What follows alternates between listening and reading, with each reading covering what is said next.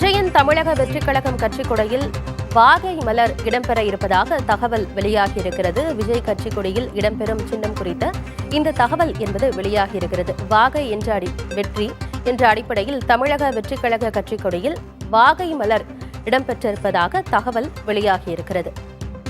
நடிகர் விஜயின் தமிழக வெற்றிக் கழகத்தின் கொடியில் வாகை மலர் இடம்பெற உள்ளதாக தகவல் வெளியாகியிருக்கிறது. விவரங்களோடு செய்தியாளர் சந்தானம் இணைகிறார். சந்தானம், விஜயின் கட்சிக் கொடியில் வாகை மலர் இடம்பெற்றிருப்பதாக தகவல் வெளியாகியிருக்கிறது. என்ன விவரம்?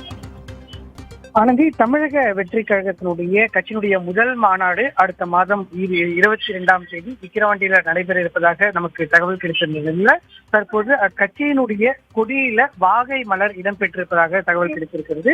குறிப்பாக ஏற்கனவே நம்ம சொல்லியிருந்த போல தமிழக வெற்றி கழகத்தினுடைய கட்சி கொடியில மஞ்சள் மற்றும் சிகப்பு உள்ளிட்ட 2 வண்ணங்கள் இடம்பெற்றிருக்கின்றன. இதுல தற்போது வாகை மலர் இடம்பெற்றிருப்பதாக தெரிவிக்கப்பட்டிருக்கிறது. இந்த வாகை மலரை பொறுத்த வரைக்கும் பண்டைய காலங்களில் போரில் வெற்றி பெறக்கூடிய அரசர்களுக்கு இந்த வாகை மலர் என்பது வழங்கப்பட்டிருந்தால் தமிழர்களுடைய மலர்களாக பண்டைய காலங்களில் வாகை மலர் என்பது பயன்படுத்தப்பட்டுள்ளதாகவும், வாகை என்றால் வெற்றி, அதே போல விஜய் என்றாலும் வெற்றி என்ற இந்த 2 கோணங்களிலும் அந்த மலர் என்பது கட்சியினுடைய கொடியில பயன்படுத்தப்பட்டிருப்பதாகவும், விரைவில் இந்த கட்சியினுடைய கொடி அறிமுகம் என்பது நடத்தப்பட இருக்கிறது. இந்த மாதம் இறுதிக்குள்ளாக கட்சியினுடைய கொடியை அறிமுகம் செய்ய தமிழக வெற்றி கழகம் சார்பாக ஏற்பாடு பணிகள் நடைபெற்று வருகிறது.